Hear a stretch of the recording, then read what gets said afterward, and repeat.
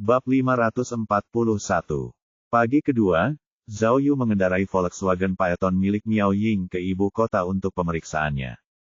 Ketika mobil sudah berada di jembatan Sungai Qing, dia teringat bahwa dahulu kala, dia berada di jembatan yang sama ketika menangkap pembunuh kasus Mianling, Hao Gang. Sebenarnya, penyelesaian kasus Mianling adalah dasar untuk menetapkan posisi Zhao Yu sebagai detektif sejak awal. Karena sulitnya kasus ini dan pengaruhnya yang luas, penyelesaian kasus ini menimbulkan kehebohan besar di seluruh negeri, dan membuat Zhao Yu terkenal. Karena ketenarannya ini, Zhao Yu memenuhi syarat untuk memasukkan namanya dalam pemilihan penyidik khusus untuk Unit Investigasi Kriminal Nasional. Dalam dokumen yang dikirim oleh Divisi Kriminal Pusat, dijelaskan sifat pekerjaan penyidik khusus. Selain menyelidiki ulang kasus-kasus yang tertunda di tingkat negara bagian, tugasnya meliputi pendampingan pada setiap kasus pidana yang sangat pelik. Dengan kata lain, begitu Zhao Yu lulus ujian dan menjadi penyidik khusus, ia harus berkeliling negeri untuk membantu memecahkan kasus-kasus yang sangat sulit. Bagi Zhao Yu, ini merupakan tantangan sekaligus harapan. Zhao Yu telah memikirkannya dengan saksama. Kepala Biro Zhou Andong benar, ketika dia mengatakan bahwa, jika dia benar-benar memantapkan langkahnya di tim investigasi khusus tingkat pusat, dia akan berhubungan dengan yurisdiksi yang lebih tinggi. Dengan begitu, dia mungkin dapat menemukan keberadaan Miao Ying. Selain itu, dia memiliki sistem petualangan ajaibnya, yang menurutnya dapat diandalkan untuk meningkatkan peluangnya menemukan Miao Ying.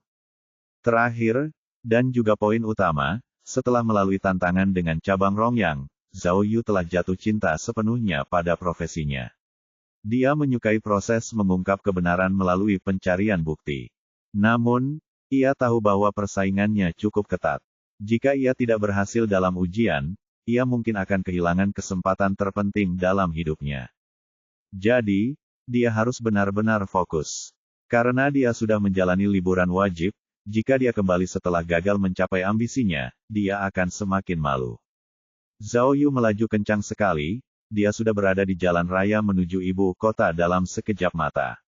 Saat itu, petualangan ajaib yang dia dapatkan kemarin sudah berakhir.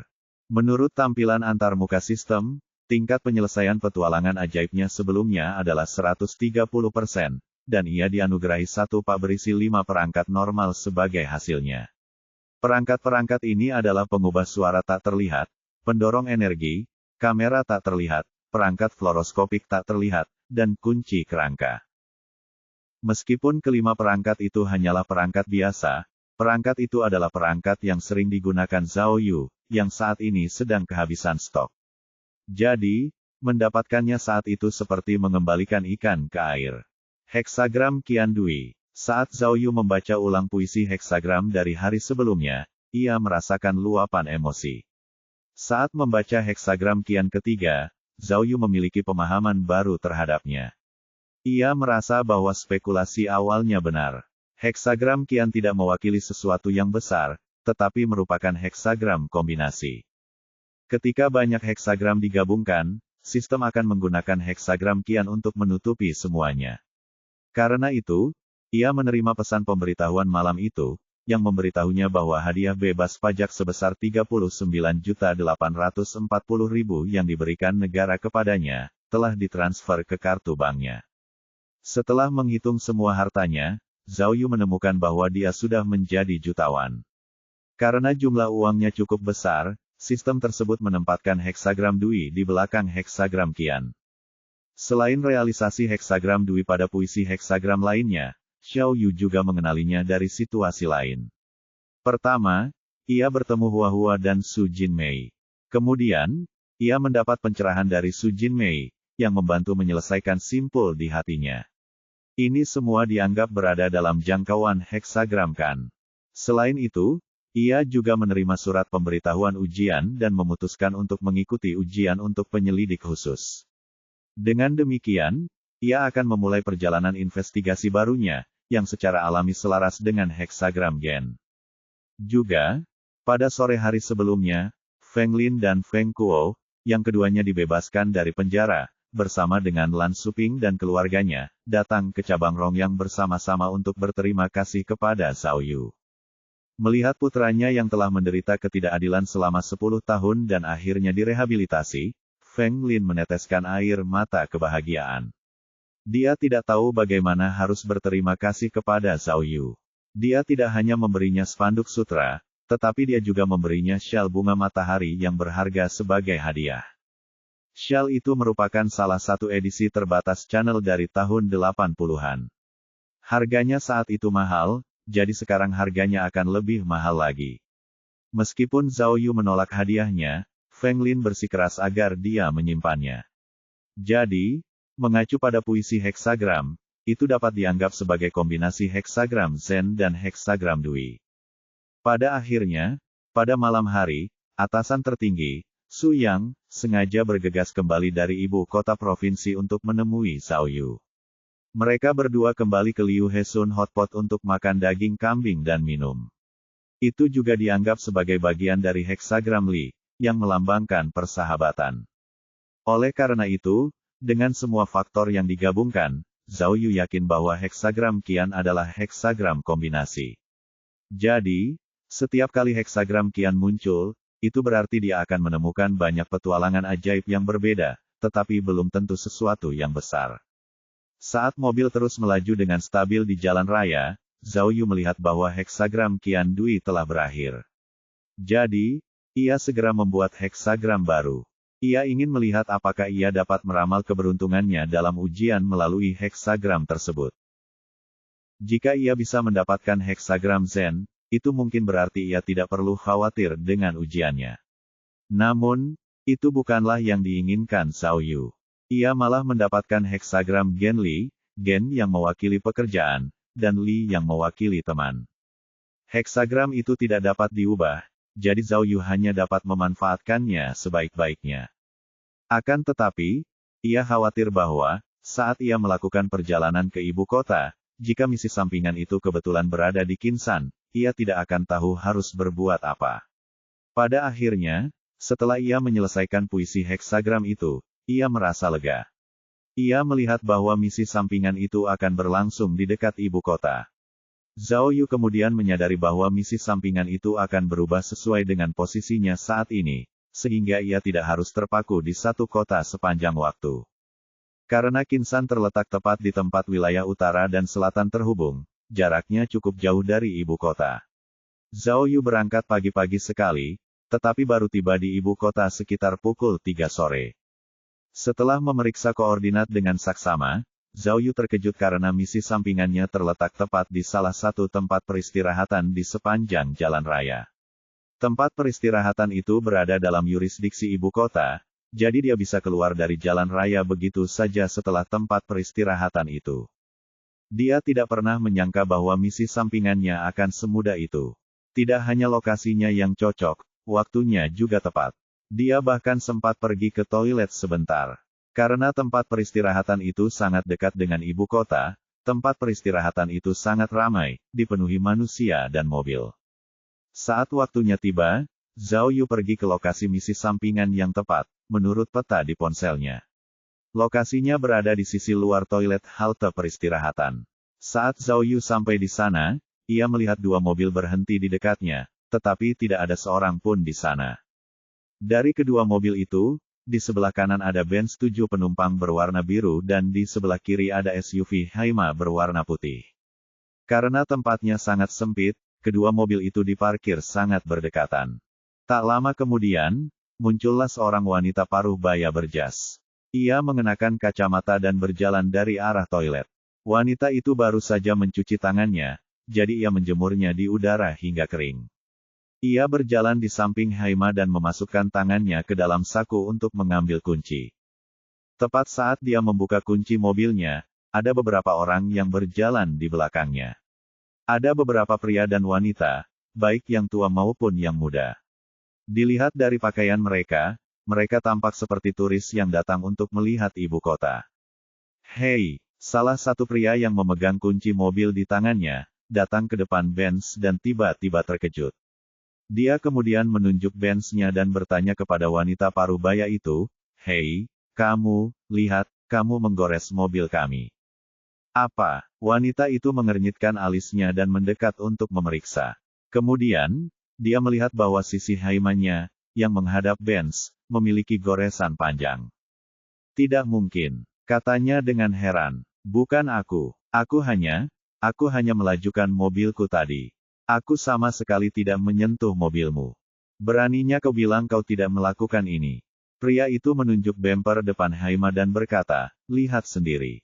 Bahkan ada cat biru di bagian depan mobilmu. Beraninya kau bilang itu bukan kau. Wanita itu kini melihat bagian depan mobilnya juga tergores. Ayah, kita baru saja membeli mobil ini. Kemudian, ada seorang wanita muda yang berkata dengan lembut, bagaimana kamu bisa begitu ceroboh? Ya, pria itu, yang masih memegang kunci mobil di tangannya, berkata kepada wanita parubaya itu, apalagi yang bisa kamu katakan untuk dirimu sendiri? Cepat bayar ini. Bab 542. Dengan sangat cepat, kedua belah pihak menemukan diri mereka dalam situasi jalan buntu. Wanita parubaya, yang mengendarai Haima, menolak untuk mengakui bahwa ia telah menggores mobil orang lain.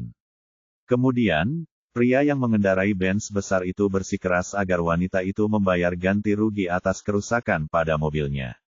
Meskipun Zhao Yu tidak melihat seluk-beluk seluruh situasi, berdasarkan pengalamannya, ia dapat memahami dengan jelas apa yang sedang terjadi.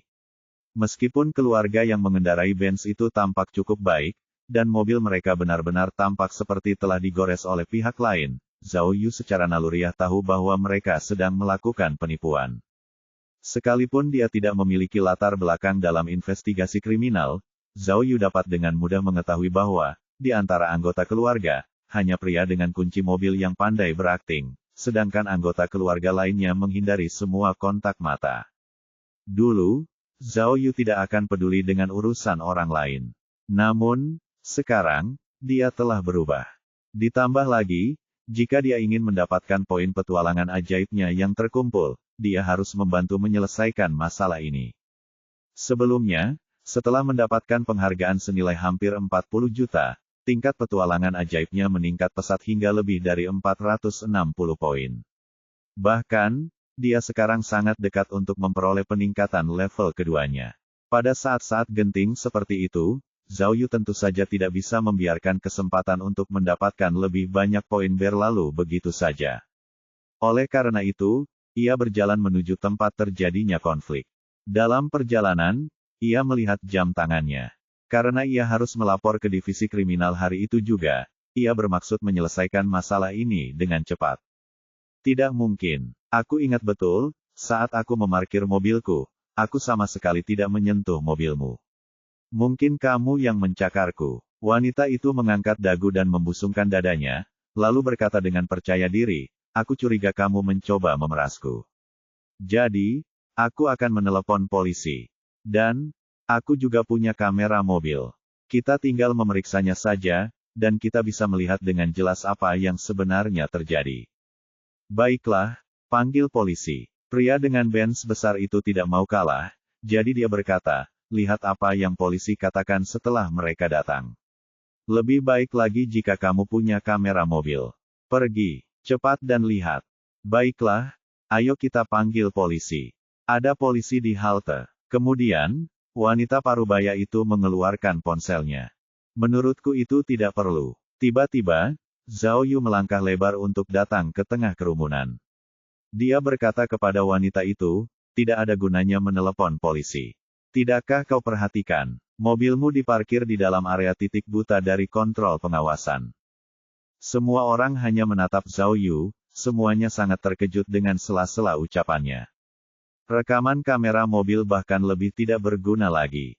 Zhao Yu menunjuk ke Haima dan berkata, lihatlah sudut pandangmu. Perekam tidak dapat menangkap gambar yang jelas dari lokasi terjadinya goresan. Wanita itu menunjuk ke arah Zhao Yu, lalu bertanya, apakah kalian berdua terlibat dalam penipuan ini? Apakah ini kecelakaan yang direncanakan? Apakah kau tahu siapa aku? Dia baru saja mengatakan itu, ketika dia tiba-tiba melihat Zhao Yu memamerkan lencana identifikasi polisinya. Pria yang mengendarai Benz besar itu tercengang, karena dia juga sekarang melihat bahwa Zhao Yu adalah seorang polisi. Dia dan keluarganya mundur selangkah dengan gugup. Kak, apa kau tidak menyadarinya? Zhao Yu tersenyum tipis dan menunjuk ke arah pria yang mengendarai Benz besar itu. Mereka merencanakan semua ini, hingga detail mobil putihmu. Tahukah kau mengapa mereka menginginkan mobil putih? Itu karena Benz besar mereka telah ditabrak oleh mobil putih. Jadi, mereka memilih mobil putih sebagai target mereka. Hei, apa yang kau bicarakan? Penipuan apa yang sedang kita rencanakan? Pria yang mengendarai Benz besar itu membuka matanya lebar-lebar. Pak Polisi, lihat lebih dekat. Buktinya ada di sini, dan sangat jelas. Apa kau konyol? Zhao Yu berbalik dan berkata kepada pria itu, polisi datang tepat waktu, dan kau pikir itu hanya fenomena yang tidak disengaja. Aku sudah lama mengawasimu, oke. Mobil polisiku berhenti di sana. Apa kau ingin aku memeriksa rekaman video pengawasannya? Video pengawasan. Pria yang mengendarai Benz besar itu tercengang. Tidak ada kamera pengawas di sini. Zhao Yu tidak menjawab, tetapi malah mengayunkan tangannya dan memperlihatkan sepasang borgol. Dia kemudian berkata, baiklah, meskipun aku sedang terburu-buru, biar aku ceritakan kisahnya dari awal. Zhao Yu menunjuk ke arah keluarga yang mengendarai Benz besar itu. Mobilmu ditabrak mobil putih sebelumnya, tetapi kau tidak berhasil menemukan orang yang menabrakmu. Lalu, kau memikirkan cara untuk tetap mendapatkan ganti rugi, yaitu menunggu mobil putih lain datang untuk menipu. Setelah Haima putih itu parkir di sebelahmu, kau mengoleskan bubuk cat biru ke mobilnya untuk membuat goresan itu tampak palsu. Lalu, kau muncul untuk menipunya. Tidak, bukan itu. Dia benar-benar menabrak mobilku. Meskipun pria yang mengendarai Benz itu membantah dengan percaya diri, wajahnya menunjukkan rasa takut. Jangan kira tipuanmu meyakinkan. Zhao Yu menunjuk ke arah keluarga yang bersama pria yang mengendarai Benz besar itu. Keluargamu baru muncul tepat saat pemilik Haima kembali. Tidakkah menurutmu itu terlalu kebetulan? Ia kemudian menunjuk goresan di mobil, lihat pintu mobilmu. Pintunya sudah penyok. Kalau itu benar-benar terjadi saat Haima diparkir, bagaimana mungkin pemilik mobil tidak merasakan apa-apa? Tepat sekali. Wanita parubaya itu menimpali sambil membusungkan dadanya. Dengarkan aku, bro. Zhao Yu menepuk bahu pria itu dengan borgol dan berkata, mobil ini adalah mobil yang kau sewa, kan? Setelah kau ditabrak, kau takut tidak mampu membayar ganti ruginya. Jadi, kau menggunakan ide penipuan itu, kan? Kamu, bagaimana kamu tahu? Tanya pria itu. Gampang, aku belum pernah melihat orang lain yang mengendarai Benz besar dan mengalami kecelakaan sebelumnya, kata Zhao Yu. Itu tidak umum, jadi jelas kau harus membuktikan sesuatu, dan menyewa mobil di atas kemampuanmu. Aku juga tahu kau membawa serta keluarga pacarmu untuk jalan-jalan. Mereka pasti calon mertuamu. Benar kan? Kamu, bagaimana kamu tahu segalanya? Mendengar itu, pria yang mengendarai Benz besar itu hampir berlutut di hadapan Zhao Yu. Jika kamu membawa orang tuamu sendiri, kamu tidak perlu menyewa Benz untuk bersikap tenang. Zhao Yu menunjuk wanita di belakangnya. Wanita ini mengenakan kaos pasangan yang senada dengan milikmu, dan dia tidak mengenakan cincin kawin. Dia juga hanya beberapa tahun lebih muda darimu, jadi dia pasti pacarmu. Untuk menikahinya, kamu mempertaruhkan segalanya dan berusaha membuat orang tua dan saudara kandungnya terkesan. Tapi, kawan, melakukan hal yang tidak jujur seperti itu di depan mertuamu itu mengerikan. Kemudian, dia menunjuk kedua mobil itu dan berkata, kalian tidak dapat memalsukan kebenaran, atau memverifikasi kebohongan. Jika kalian masih merasa dirugikan, saya akan mengirim orang ke sini untuk memastikan apakah cat dari kedua goresan itu identik. Ini salahku, polisi. Pria yang mengendarai Benz besar itu menundukkan kepalanya, malu.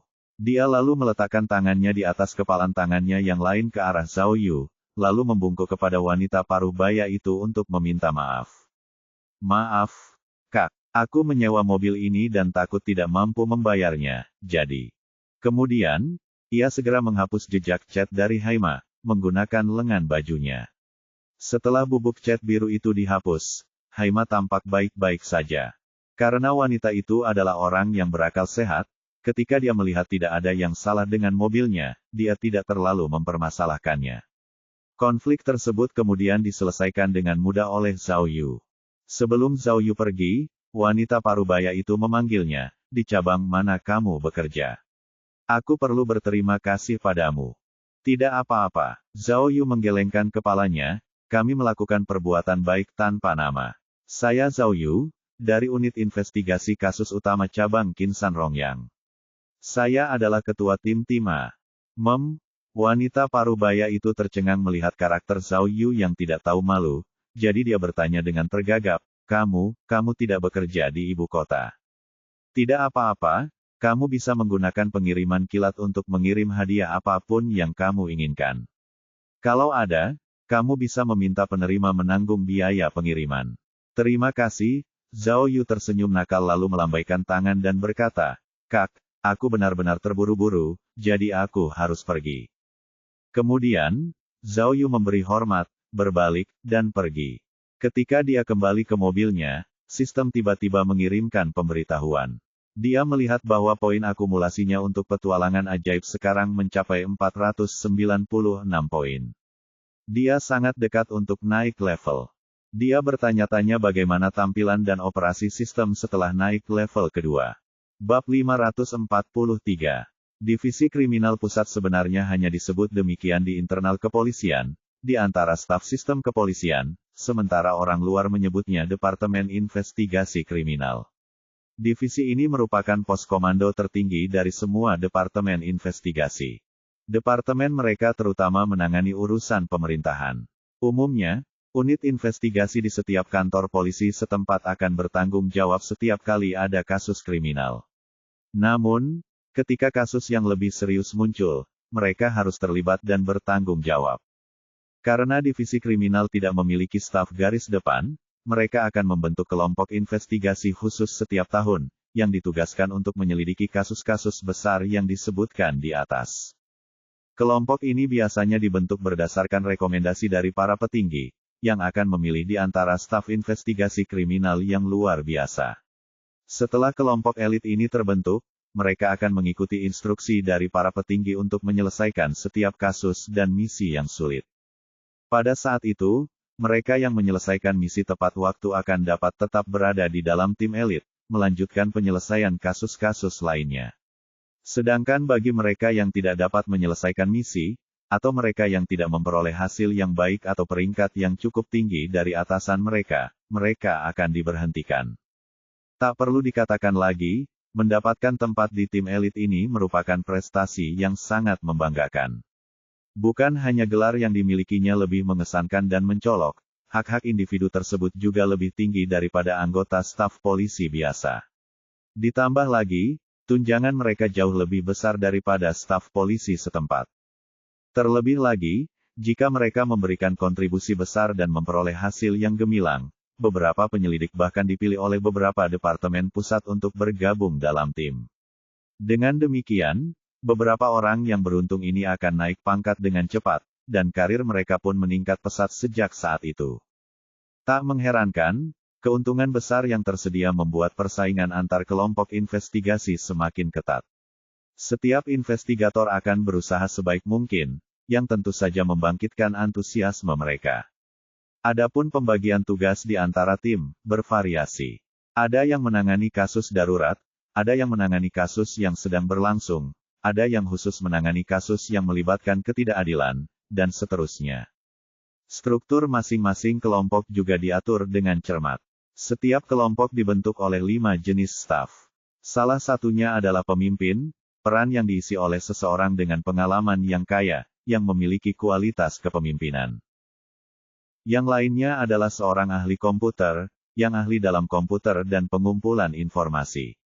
Yang lainnya adalah seorang ilmuwan forensik, yang ahli dalam mengumpulkan bukti dan memeriksa mayat. Salah satunya adalah pakar lapangan, yang keahliannya adalah melawan dan memburu penjahat. Terakhir, seorang psikolog forensik, yang ahli dalam pembuatan profil kriminal, melengkapi kelompok tersebut. Menurut spesialisasi masing-masing kelompok investigasi, Divisi Kriminal Pusat akan merekrut beberapa anggota dengan keterampilan khusus untuk melengkapi tim dengan sempurna. Karena Zhao Yu datang atas nama penyelesaian kasus penculikan Mianling, dia datang untuk wawancara dengan tim yang bertanggung jawab atas kasus yang tertunda. Dia akan diwawancarai untuk jabatan ketua tim. Faktor terbesar yang membuat Zhao Yu tidak yakin mengenai wawancara tersebut adalah, menurut praktik perekrutan tradisional divisi kriminal pusat, para pemimpin tim biasanya lebih tua dan memiliki tingkat prestise yang lebih tinggi, serta lebih banyak pengalaman daripada Zhao Yu. Mereka tidak hanya telah bekerja di lapangan selama 10 tahun atau lebih, mereka semua biasanya berpangkat kapten atau lebih tinggi. Adapun Zhao Yu, bahkan belum setahun sejak ia menjadi trainee. Meskipun ia memiliki pengalaman sebagai pemimpin tim, resumenya masih terlihat kurang bagus. Namun, ketika Zhao Yu mengisi formulir, ia melihat bahwa jabatan pemimpin tim hanya satu tingkat lebih tinggi daripada yang lain, jadi ia langsung mencentang kotak itu. Kemudian, ia segera mulai memikirkan kembali pilihannya. Jika dia hanya diwawancarai untuk posisi staf lapangan, maka dia akan bertugas memburu tersangka. Peluang untuk mendapatkan peran tersebut akan jauh lebih besar. Namun, Zhao Yu berpikir dalam hati, meskipun dia masih muda, dia sangat kompeten untuk memegang jabatan sebagai pemimpin tim.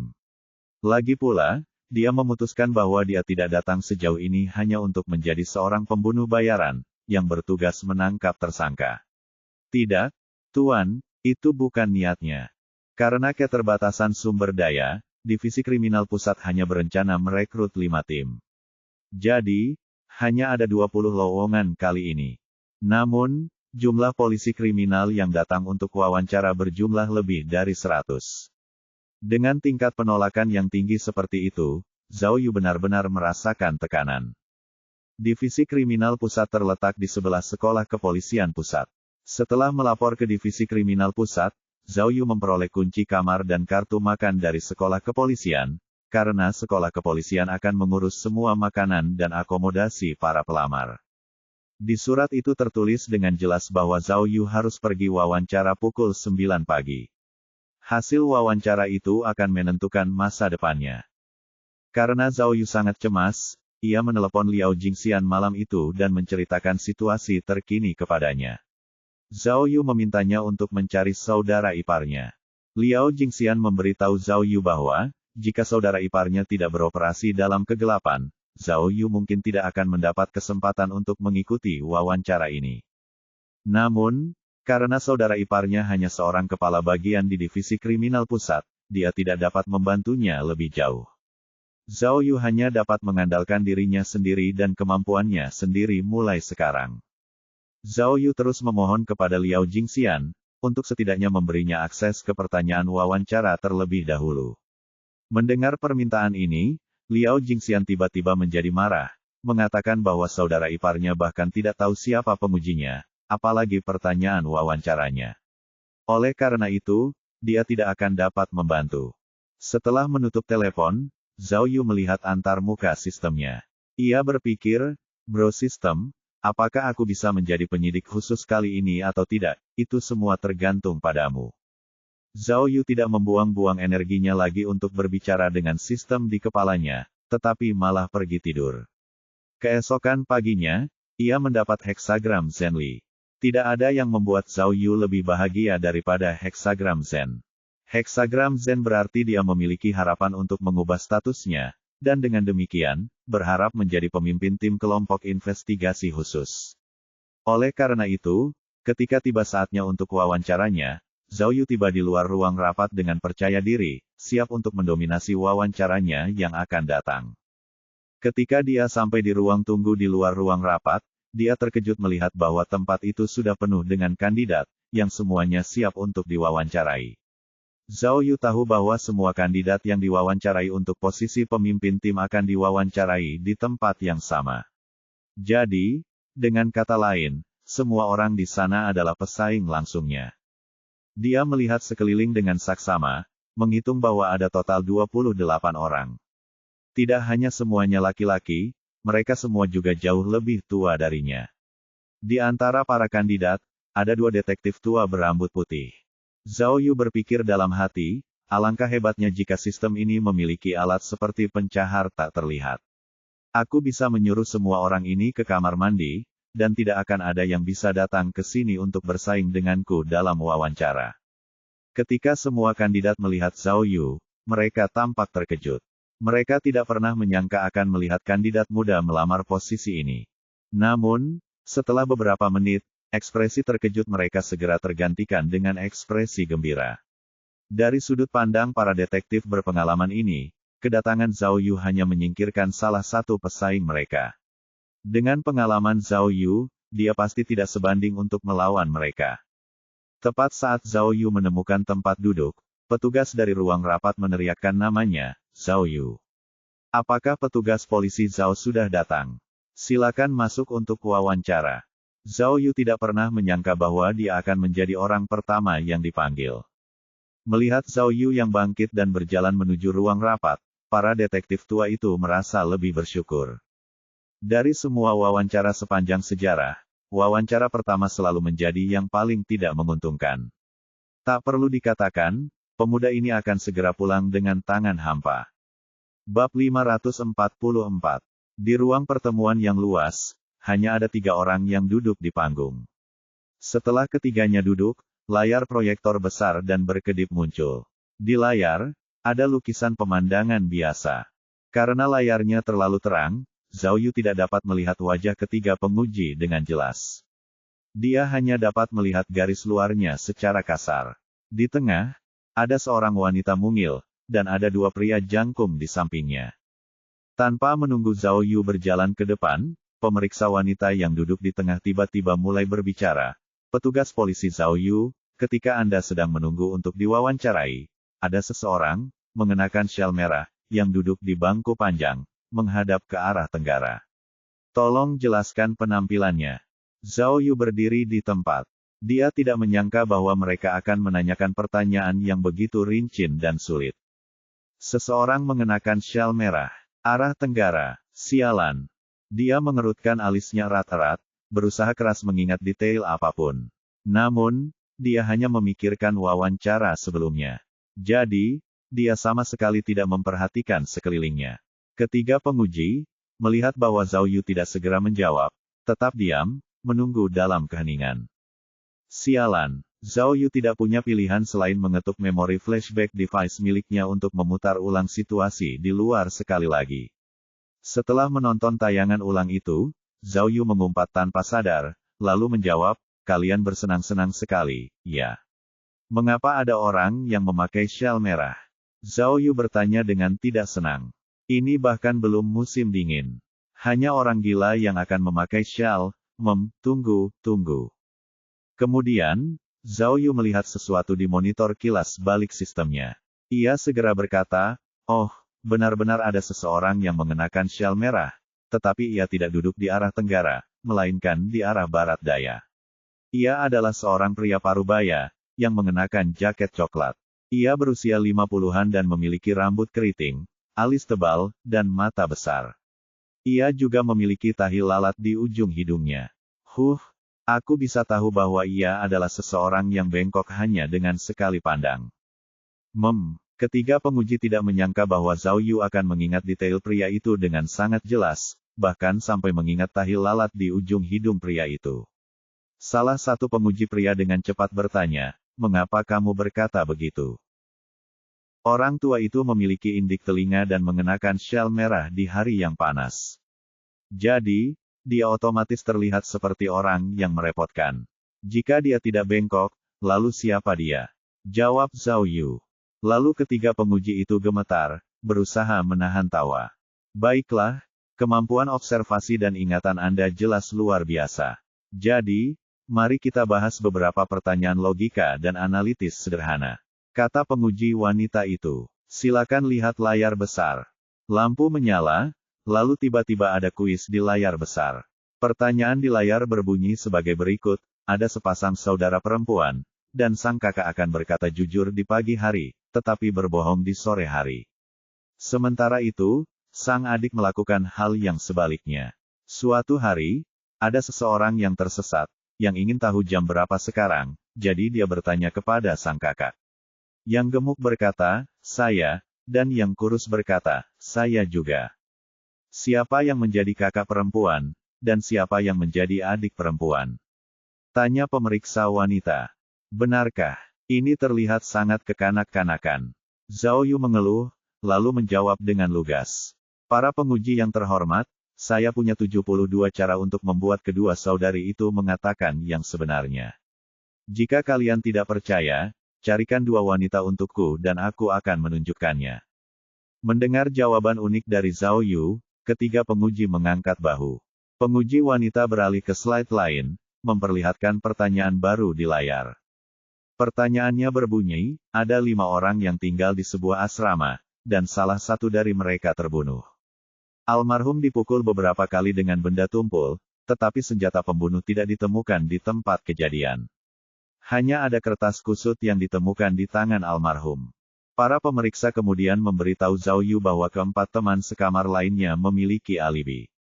Mereka kemudian bertanya kepadanya siapa yang mungkin menjadi pembunuhnya, dan apa senjatanya. Zhao Yu menjawab dengan lugas, jika mereka berempat tidak bodoh, tidak seorang pun dari mereka yang akan menjadi pembunuh. Pikirkanlah, siapa yang akan membunuh seseorang di asrama. Namun, seseorang jelas sangat bodoh untuk melakukannya, dan dengan demikian, aku dapat memecahkan kasus ini dalam satu sore. Ketiga pemeriksa itu tidak mengatakan apa-apa, tetapi jelas terkejut dengan jawaban Zhao Yu yang sangat percaya diri. Kemudian, mereka mengajukan pertanyaan penyelesaian kasus lain kepada Zhao Yu, yang dijawab Zhao Yu, mereka menggunakan skema yang menggunakan seks untuk merayu korban mereka, petugas. Jika itu saya akan memanggil anak buah saya untuk secara brutal. Memanggil sekelompok polisi untuk menangkap mereka, lalu membawa mereka kembali ke kantor polisi. Ketiga penguji saling bertukar pandang, jelas-jelas tercengang. Mereka tampak agak terkejut dengan jawaban Zhao Yu. Cek. Zhao Yu mengerutkan bibirnya dan berpikir serius. Ia pikir jawabannya mungkin terlalu modern, yang dapat menjelaskan mengapa mereka tampaknya tidak dapat mengerti. Jadi, ia segera menggunakan peramban tak terlihatnya untuk menelusuri mesin pencari yang canggih untuk menemukan jawaban yang lebih sesuai di internet. Kemudian, tibalah saatnya bagi Zhao Yu untuk bersikap tenang lagi. Ia segera mengangkat tangannya dan berkata, "Wahaha, para penguji yang terhormat, saya pikir keadaan menjadi terlalu tegang, jadi saya ingin meramaikan tempat ini. Saya akan memberitahu Anda jawaban yang benar sekarang, oke? Untuk pertanyaan pertama, yang gendut itu kakaknya, dan yang kurus itu adiknya. Untuk pertanyaan kedua, kemungkinan besar pembunuhnya adalah C. Di antara keempat tersangka, hanya C yang tidak bisa bermain catur." Kertas kusut yang dipegang korban menunjukkan bahwa pembunuhnya adalah orang yang tidak bisa bermain catur. Terungkap pula bahwa senjata yang digunakan adalah buku yang dipinjamnya dari perpustakaan. Terkait pertanyaan ketiga, jika pembunuh benar-benar ingin membunuh seseorang, mengapa ia membiarkan lampu mobilnya menyala? Ia jelas ingin memikat korban lewat seks. Mendengar Zhao Yu menjawab pertanyaan dengan percaya diri, ketiga penguji terkejut lagi, saling bertukar pandang. Setelah beberapa saat, mereka akhirnya memasuki topik utama wawancara. Mereka bertanya kepada Zhao Yu tentang pemahamannya tentang kelompok investigasi khusus, serta meminta agar dia menjelaskan kepada mereka cara dia menganalisis kasus yang tertunda dan juga pengetahuannya tentang tugas seorang pemimpin tim. Mengenai pertanyaan-pertanyaan itu, Zhao Yu tidak takut dan menjawab secara logis dan percaya diri, terutama tentang analisisnya terhadap kasus yang tertunda. Dia telah menggunakan banyak teknik analisis dalam buku catatan sampul kuning Kapten Jin, jadi dia menjelaskan berbagai cara investigasi kasus yang tertunda, yang menyebabkan ketiga pemeriksa itu menganggukkan kepala terus-menerus. Baiklah, petugas polisi Zhao Yu, kita hanya punya satu pertanyaan lagi. Pemeriksa wanita itu berhenti sejenak dan bertanya, di antara kita bertiga, ada seorang pemeriksa palsu. Bisakah kau memberitahuku, siapa pemeriksa palsu itu? Ini, Zhao Yu menatap, mencoba melihat mereka bertiga dengan jelas, tetapi layar proyektor terlalu terang. Cek. Ia tidak pernah menyangka bahwa masih ada pertanyaan sulit yang menantinya di akhir wawancaranya. Mana yang palsu? Coba saya pikir. Wanita di tengahlah yang mengajukan semua pertanyaan. Dua pria lainnya hampir tidak berbicara. Jadi, Pemeriksa palsu itu seharusnya salah satu dari pria itu, tetapi Zhao Yu mengernyitkan alisnya, merenungkan hal-hal ini dengan serius. Dia segera menyadari bahwa, karena wanita itu telah mengajukan pertanyaan, itu berarti mereka seharusnya meninggalkan beberapa petunjuk selama wawancara. Tapi, petunjuk apa? Kemudian Zhao Yu teringat bahwa, sebelum dia memasuki ruang rapat, ada seorang pelayan wanita, yang ketika dia masuk, telah menghilang. Lalu, di mana dia sekarang? Mungkinkah pemeriksa wanita itu adalah petugas? Berarti, dia pemeriksa palsu. Kemudian, Zhao Yu menundukkan kepalanya, karena ia ingin melihat seperti apa rupa pemeriksa wanita itu. Pada saat yang sama, ia melangkah maju beberapa langkah.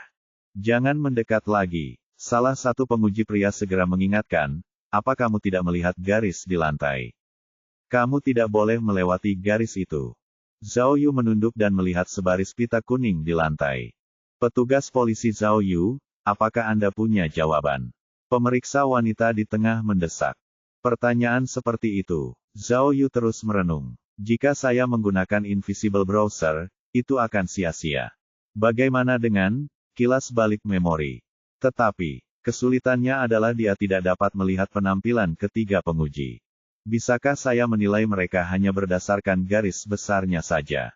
Bagaimana mungkin? Hei, aku tahu caranya. Tiba-tiba, Zhao Yu memikirkan rencana yang berbahaya. Ia menatap ketiga penguji, lalu dengan cepat menyalakan alat pengacau daya. Dengan bunyi keras, listrik padam sepenuhnya, menyebabkan layar besar tiba-tiba redup. Ketiga penguji terkejut, menyadari bahwa listrik telah padam. Zhao Yu segera mengeluarkan perangkat lain, yaitu Invisible Torque. Invisible Torque tidak akan terpengaruh oleh power jamming device, dan cahaya yang dipancarkannya hanya akan terlihat olehnya. Di bawah cahaya obor, Zhao Yu akhirnya melihat penampilan ketiga pemeriksa itu. Zhao Yu akhirnya mengerti dan mengutuk. Dia kemudian berkata dengan keras, setelah sekian lama, kalian masih bermain trik. Tidak ada pemeriksa palsu. Bab 545. Awalnya, ketika Zhao Yu menyatakan jawabannya, dia ingin menegur ketiga penguji itu. Dia pikir pertanyaan wawancara yang diberikan ketiganya itu gila. Pertanyaan konyol seperti itu tidak cocok untuk seleksi detektif biasa, tetapi lebih cocok untuk seleksi jenius. Ditambah lagi, Zhao Yu dapat melihat bahwa ketiga pemeriksa itu memiliki temperamen yang terpelajar. Mereka mungkin adalah pakar yang berpengetahuan luas di bidang pendidikan tinggi, tetapi mereka sama sekali tidak tahu seberapa nyata penyelidikan itu dilakukan. Apakah mereka pikir memecahkan kasus tergantung pada menjawab beberapa kuis konyol? Ini adalah wawancara untuk level yang lebih tinggi dari sekadar detektif. Bukankah ini tindakan ceroboh dari pihak mereka? Namun, tepat ketika Zhao Yu memikirkan hal-hal ini dan hendak mengamuk, dia tiba-tiba mengambil pendekatan yang berbeda, menahan amarahnya. Dia tiba-tiba berpikir bahwa, karena para penguji memberikan pertanyaan yang gila dan sulit, itu sebenarnya bisa bermanfaat baginya. Lagi pula, tidak banyak orang di luar yang bisa menjawab pertanyaan yang sama. Ditambah lagi, Zhao Yu memiliki bantuan perangkat sistem, dan yang lainnya tidak. Jadi, semakin gila pertanyaannya, semakin bermanfaat baginya. Setelah sampai pada kesimpulan ini, Zhao Yu meninggalkan tempat kejadian, merasa jauh lebih santai. Tepat saat dia keluar dari ruang rapat, para detektif di luar tidak sabar untuk menghampirinya dan menanyakan pertanyaan apa saja yang diajukan para penguji. Mereka juga bertanya apakah pemeriksaannya mudah. Zhao Yu berkata kepada mereka, sebaiknya kalian cepat-cepat mempersiapkan diri. Setelah kalian masuk, para penguji akan meminta kalian untuk menampilkan bakat. Benarkah? Meskipun mereka detektif, mereka dengan naif mempercayai omong kosong yang dikatakan Zhao Yu kepada mereka. Mereka segera mengeluarkan ponsel dan mencari lirik, sambil berpikir mungkin mereka bisa menyanyikan beberapa lagu karaoke. Penguji bahkan mengatakan bahwa mereka yang tahu cara menari Hawaii akan diterima terlebih dahulu. Wahaha, Zhao Yu melanjutkan tipu muslihatnya. Kemudian, mereka yang sedang mencari lirik lagu, menyadari bahwa mereka sedang diolok-olok. Mereka tiba-tiba menatap Zhao Yu dengan tatapan membunuh. Kemudian, Kandidat lainnya memasuki ruang rapat untuk wawancara yang telah dijadwalkan. Zhao Yu membayangkan tanggapan konyol yang akan mereka berikan, ketika ditanya pertanyaan sulit, dan dia merasa senang. Tak butuh waktu lama bagi 20 kandidat untuk menyelesaikan wawancara mereka. Menurut pengumuman, setelah wawancara berakhir, hasilnya akan segera diumumkan. Jadi, semua orang menunggu kabar tersebut. Khususnya bagi para detektif, yang datang dari seluruh negeri, wawancara itu sangat penting. Meskipun pekerjaan di masa depan akan mengerikan dan mengharuskan bepergian kemana-mana serta meninggalkan keluarga, ada kehormatan yang tak terlukiskan yang diberikan kepada mereka yang mendapatkan peran sebagai penyidik kriminal.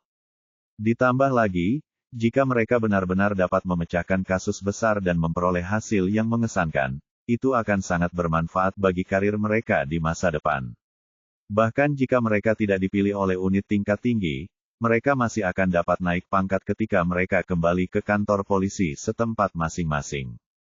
Para pelamar tidak perlu menunggu terlalu lama sebelum 2 anggota staf dari Divisi Kriminal Pusat membuka pintu ruang rapat. Salah satu dari mereka membacakan dengan suara keras, "Rekan-rekan polisi, hasilnya sudah keluar. 5 pelamar teratas, yang mendapat nilai tertinggi dalam wawancara, akan segera dipekerjakan. Siapapun yang namanya kami panggil, silakan masuk sekarang." Staf lainnya segera menambahkan, "Bagi yang namanya belum dipanggil, jangan menyerah dulu. Kami masih akan membuka penerimaan tahun depan. Terima kasih atas partisipasinya." Di posisi kelima, ada Wei Honglin dari Kaohai, dengan skor 91 poin. Petugas itu membacakan nama pertama, dan seorang polisi setengah baya dengan cepat mengangkat tangannya dan berteriak meminta kehadiran. Kemudian, ia berjalan ke ruang rapat dengan antusias. Tempat keempat, Cibin dari Linfu. Tempat ketiga. Tempat kedua, sudah tercantum di daftar tempat kedua, namun nama Zhao Yu masih belum disebut. Hati Zhao Yu sudah berdebar kencang. Tempat pertama, Zhao Yu dari Kinsan, dengan 95 poin. Zhao Yu tiba-tiba melompat dan bersorak. Dia tidak hanya telah memenuhi impiannya untuk menjadi penyidik khusus pusat, tetapi dia juga telah memenangkan juara pertama. Ini semua sangat memuaskan. Zhao Yu mengepalkan tangannya erat-erat dan berbicara pada dirinya sendiri. "Aku, Zhao Yu, tidak mengingkari janjiku. Aku malah menjadi penyidik khusus. Dan, aku juga seorang pemimpin tim." Namun, setelah kegembiraan awalnya mereda, Zhao Yu juga menyadari bahwa, meskipun ia memenangkan tempat pertama, kemenangannya tidak diraih dengan telak. Bahkan, skornya hanya 4 poin lebih tinggi daripada kandidat di tempat kelima. Zhao Yu tiba-tiba merasa sangat kagum pada detektif yang lebih tua. Mereka benar-benar mampu menjawab pertanyaan-pertanyaan yang gila dan sulit. Dia memang meremehkan mereka, terutama karena dia dibantu oleh perangkat sistem. Namun, detektif-detektif tua ini harus mengandalkan kemampuan mereka sendiri. Itu terlalu mengerikan. Namun, Zhao Yu bukanlah orang yang paling terkejut dengan kejadian itu. Para detektif yang lebih tua juga berpikir bahwa mereka telah benar-benar meremehkan Zhao Yu. Mereka tidak pernah menyangka bahwa satu-satunya pemuda di antara mereka, yang juga merupakan orang yang diwawancarai pertama, akan berhasil memenangkan tempat pertama. Ketika Zhao Yu dan para pemenang lainnya memasuki ruang rapat, kedua staf mengucapkan selamat kepada mereka, lalu meminta mereka untuk mengisi beberapa formulir. Kemudian, kedua staf meminta mereka untuk mengikuti tes psikologi rutin di ruang kelas di lantai 5. Setelah tes, mereka kemudian diundang untuk makan di kantin. Setelah itu, mereka bisa menunggu hasil seleksi dari posisi lainnya. Setelah semua seleksi selesai, para investigator lainnya yang bertugas di posisi lainnya mulai membentuk tim. Zhao Yu mengikuti keempat kandidat terpilih ke atas. Karena mereka akhirnya mendapatkan kualifikasi sebagai pemimpin tim, mereka tentu saja senang. Tanpa begitu banyak tekanan di pundak mereka, semua orang jauh lebih santai dan periang. Mereka tidak hanya saling memperkenalkan diri, mereka juga membicarakan tentang wawancara mereka sebelumnya, terutama tentang pertanyaan-pertanyaan gila yang diajukan kepada mereka. Setelah mendengar diskusi mereka, Zhao Yu terkejut karena pertanyaan yang diajukan orang lain sama sekali berbeda dari pertanyaannya. Semua pertanyaan mereka logis, tidak aneh atau gila sama sekali. Zhao Yu mengumpat dalam hatinya, sambil berpikir, 3 penguji pemula itu memberiku pertanyaan yang sama sekali berbeda dari yang lain. Bukankah sudah jelas bahwa mereka mencoba menjebakku agar gagal total? Untungnya, aku punya perangkat sistem yang bisa membantuku. Kalau tidak, aku bisa saja dipulangkan. Ia tidak mengerti mengapa ketiga penguji itu mempersulitnya. Ia bertanya-tanya apakah itu karena ia lebih muda daripada yang lain. Meskipun dia telah memenangkan juara pertama, Zhao Yu masih merasa tidak senang. Dia ingin menemui ketiga penguji dan berbicara dengan mereka. Setelah tes psikologi selesai, dia tidak ikut makan bersama yang lain. Sebaliknya, dia mencoba mencari tahu di mana ketiga penguji itu berada. Dia merasa bahwa mereka bertiga kemungkinan besar adalah guru dari sekolah polisi pusat, jadi dia memulai pencariannya dengan melihat-lihat sekolah itu. Setelah beberapa saat, dia tiba-tiba teringat sesuatu yang lain. Dia teringat pada heksagram Zenli yang dia dapatkan hari itu. Karena dia hanya memikirkan wawancara itu, dia benar-benar lupa menyelesaikan misi sampingan hari itu. Jadi, ia segera memecahkan puisi heksagram dan menemukan koordinatnya. Ketika ia membandingkannya dengan peta, ia terkejut. Ia tidak pernah menyangka bahwa lokasi misi sampingan akan berada tepat di dalam markas divisi kriminal pusat. Ia melihat waktu, dan menyadari bahwa ia hanya punya waktu sekitar 5 hingga 6 menit lagi. Sistem keajaiban ini sesuai dengan namanya, karena lokasinya sangat sempurna. Zhao Yu mendongak dan melihat gedung divisi kriminal pusat, yang berada tepat di sebelah sekolah polisi. Dia merasa bahwa petualangan ajaib ini akan sangat penting baginya. Bab 546. Tidak mungkin, kan? Mendengar suara desahan dari salah satu partisi di kamar mandi pria, Zhao Yu merasa bingung. Jelas, ada pasangan yang tidak tahu malu. Tapi, bro sistem, kenapa kamu menunjuk ke lokasi ini untuk misi sampingan? Apakah itu, kamu ingin aku menangkap mereka? Tapi, mereka tidak melakukan sesuatu yang ilegal, kan? Kenapa kau menyuruhku datang ke sini? Ini, tidak masuk akal sama sekali. Mereka berdua konyol sekali. Ada hotel ekspres di luar sana, tapi mereka harus melakukannya di sini. Apakah mereka merasa ini lebih menarik? Tiba-tiba, Zhao Yu berdiri di luar bilik, merasa canggung. Tidak ada alasan baginya untuk menerobos masuk, tetapi jika dia keluar dari sana, dia akan kehilangan kesempatan untuk mendapatkan poin petualangan ajaib. Kemudian, tepat saat Zhao Yu berada dalam posisi sulit, tiba-tiba terdengar teriakan dari kamar mandi wanita di sebelahnya. Ah, itu suara wanita, dan itu adalah tangisan yang melengking dan menyedihkan. Dia mengejutkan Zhao Yu. Pasangan yang sedang bermesraan itu juga terkejut, karena tiba-tiba terdengar suara-suara meraba-raba dari dalam kandang. Zhao Yu kemudian menyadari bahwa toilet pria dan wanita hanya berjarak satu dinding. Hal ini membuatnya berpikir bahwa ia mungkin telah salah mengenali lokasi misi sampingan tersebut. Namun, Zhao Yu mendengar teriakan itu dan berlari secepat yang dia bisa. Kemudian, dia menerobos masuk ke kamar mandi wanita. Begitu dia masuk, dia melihat seorang wanita setengah baya, yang tampak pucat, menunjuk ke salah satu kios. Pintu kios terbuka, dan Zhao Yu segera melangkah maju untuk melihat ke dalam. Awalnya, berdasarkan betapa takutnya wanita itu, Zhao Yu yakin 80% bahwa ia akan menemukan mayat di kandang. Namun, Zhao Yu telah meremehkan kecenderungan dramatis seorang wanita yang merasa takut, karena memang ada mayat di kandang itu, tetapi itu bukan mayat manusia. Sebaliknya, itu adalah bangkai tikus besar. Zhao Yu menjambak rambutnya dengan liar, seolah-olah dia menjadi gila. Baru beberapa menit yang lalu, dia berlari ke gedung divisi kriminal pusat dengan kecepatan kilat, tetapi dia tidak pernah menyangka bahwa apa yang disebut misi sampingan akan seperti ini. Zhao Yu masih tidak senang, ketika pasangan dari sebelah menerobos masuk. Pria yang menerobos masuk lebih dulu itu tinggi dan kekar. Ia melihat wanita yang ketakutan itu menunjuk ke arah kios, jadi ia langsung masuk. Apa-apaan ini? Itu hanya seekor tikus, dan sudah mati. Apa semua drama itu perlu? Kemudian, dia membungkuk untuk memegang ekor tikus itu, lalu membawanya keluar. Ah, ah, wanita parubaya itu berteriak lagi. Ih, jorok. Wanita muda yang berdiri di dekat pintu tampak jijik. Dia merapikan pakaiannya dan berteriak pada pria itu, cepat buang saja. Pria itu terkekeh dan melemparkan tikus itu ke tempat sampah. Kalian semua cepatlah keluar.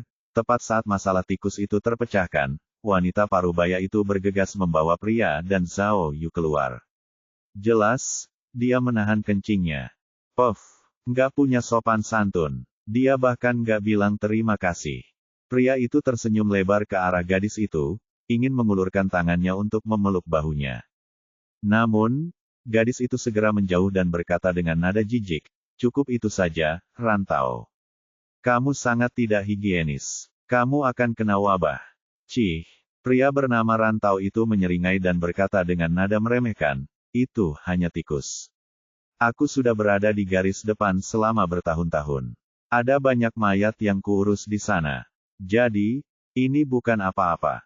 Hah, gadis itu merapikan rambutnya, menggelengkan kepalanya, lalu berkata, itu terlalu menjijikkan. Kau menyentuhku tadi. Ih. Lalu gadis itu berbalik dan pergi.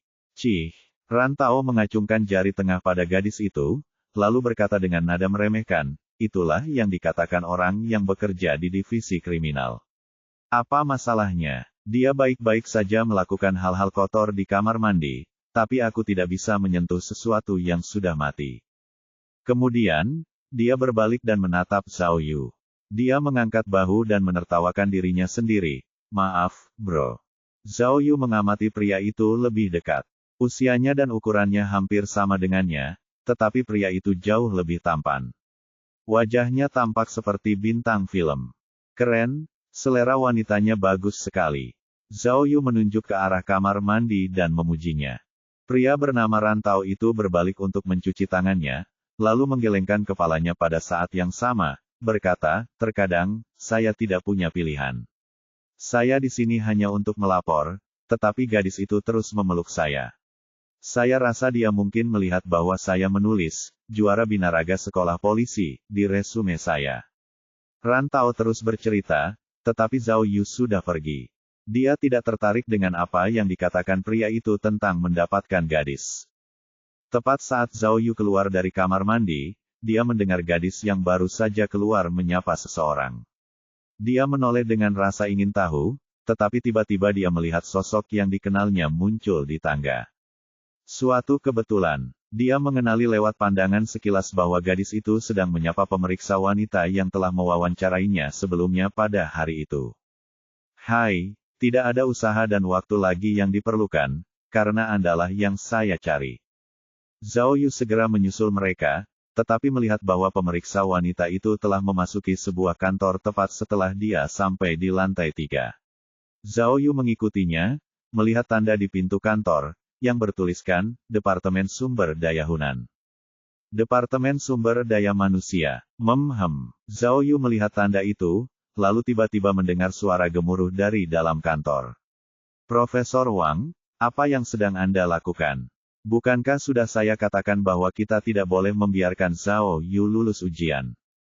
Hah, Zhao Yu tidak pernah menyangka bahwa dia akan mendengar namanya keluar dari kantor ini. Dia segera menempelkan telinganya ke pintu untuk mendengarkan dengan lebih saksama. Dia mendengar pemeriksa wanita itu berkata, Kepala Seksi Yang, kami melakukan ujian persis seperti yang Anda minta. Kami memanggilnya terlebih dahulu untuk wawancara, lalu memberinya pertanyaan yang tidak bisa dijawab oleh orang biasa. Tapi, pemeriksa wanita itu ragu-ragu dan berkata, tapi, kandidat itu terlalu berbakat. Tidak ada satupun pertanyaan sulit yang bisa menahannya, dan jawabannya praktis namun baru. Dia yang terbaik yang pernah kami lihat. Ditambah lagi, ada rekaman video di tempat kejadian, jadi akan sulit untuk memalsukan hasilnya. Apa yang terjadi? Kepala seksi yang meludah. Dia hanya seorang polisi, jadi dia tidak tahu apa yang sedang terjadi. Jika dia benar-benar berbakat, Anda bisa memberinya tempat ke-6 dan selesai. Tidak, seru Profesor Wang. Ini bukan tentang tempat, tetapi tentang hati nurani kita. Kami bertiga sepakat bahwa, jika kami tidak membiarkannya lulus ujian, kami akan melawan hati nurani kami. Kau, Kepala seksi yang kini marah besar. Bagaimana kau bisa melakukan ini? Bukankah sudah kujelaskan? Zhao Yu masih muda, jadi dia masih punya kesempatan di masa depan. Yang lainnya adalah detektif yang lebih tua, dan beberapa dari mereka telah menunggu kesempatan ini sepanjang hidup mereka. Kepala seksi Yang, kami tidak setuju dengan Anda mengenai hal ini. Kata pemeriksa wanita itu dengan nada yang tegas. Apa tujuan dibentuknya kelompok penyelidik khusus? Bukankah tujuannya adalah untuk menjalankan penyelidikan yang lebih baik? Jadi, yang mampu harus didahulukan. Kesempatan harus diberikan kepada yang paling mampu. Kita tidak bisa hanya memikirkan reputasi mereka. Kamu, kepala bagian yang terdiam. Pemeriksa wanita itu kemudian meninggalkan kantor. Zhao Yu cepat dalam menanggapi, saat ia berjalan menuju sisi seberang tangga. Pemeriksa wanita itu keluar, tidak menyadari kehadiran Zhao Yu. Dia lalu bergegas turun ke bawah. Melihat pemeriksa wanita itu pergi, Zhao Yu segera berbalik ke arah kantor lagi, karena dia ingin mendengar diskusi lebih lanjut tentangnya. Tepat saat pintu diklik, kepala bagian yang juga keluar dari kantor. Zhao Yu benar-benar tidak bisa menghindarinya, jadi dia menundukkan kepalanya dan berjalan melewatinya. Meskipun kepala bagian yang telah menyebutkan nama Zhao Yu beberapa kali, dia tidak benar-benar mengenal Zhao Yu, apalagi seperti apa penampilannya. Oleh karena itu, dia tidak curiga pada saat itu, tetapi berjalan menuju kantor lain di ujung koridor. Tak lama kemudian, ia bergabung dengan staf lainnya, yang mengenakan jas, dan mereka berdua memasuki kamar mandi di lantai 3 dengan curiga. Tidak mungkin, kepala seksi. Maksudmu, kau tidak berhasil menghentikannya. Di kamar mandi, staf itu terdengar terkejut. Ya, kita tidak bisa meremehkan orang ini. Kepala seksi yang merenung, lalu bertanya dengan lembut, Liu, katakan padaku, apakah ada cara lain untuk membuatnya pergi? Itu sulit. Hasilnya sudah diumumkan. Kata Liu, merasa dirinya dalam posisi yang sulit. Kalau begitu, tolong bantu aku menghubungi orang-orang dari ujian psikologi, mungkin melihat siapa yang bertanggung jawab. Kalau dia tidak lulus ujian psikologi, aku bisa mencari cara untuk melamar penggantinya.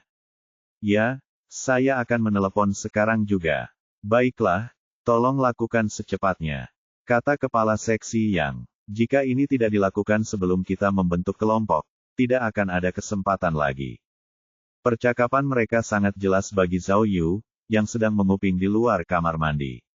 Dia akhirnya mengerti mengapa ketiga penguji itu membuatnya begitu sulit. Dalang di balik rencana ini ada di hadapannya.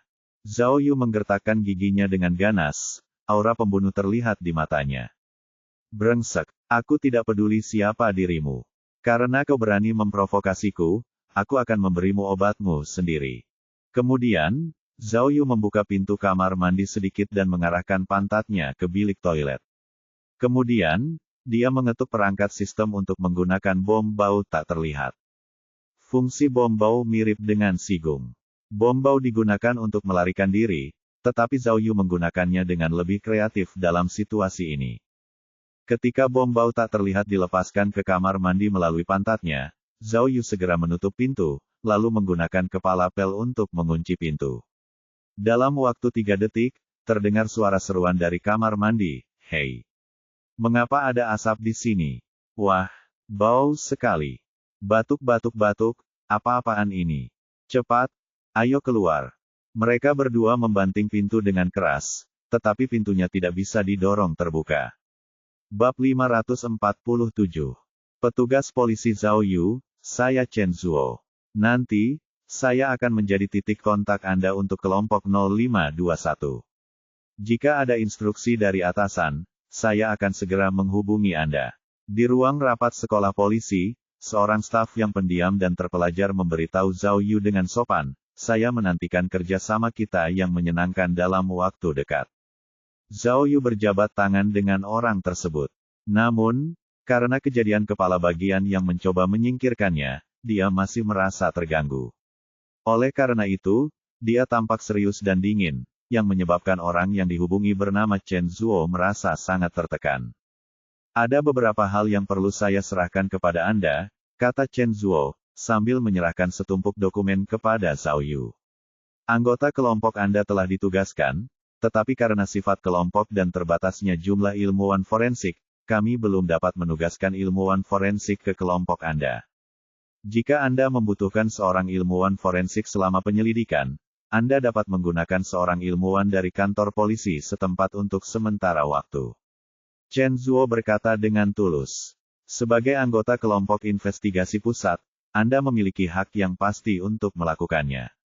Anggota kelompok lainnya ditugaskan. Informasi mereka ada di tangan Anda, jadi Anda dapat memeriksa masing-masing dari mereka. Zhao Yu melihat dokumen di tangannya. Karena tidak ada ilmuwan forensik, saat ini hanya ada 3 nama yang ditugaskan kepadanya.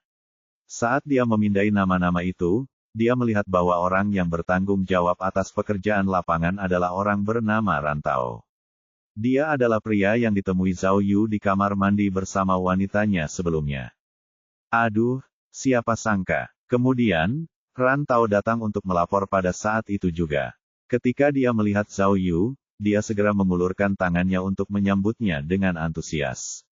Halo, Ketua Tim. Anggota Rantao di sini, melapor untuk bertugas.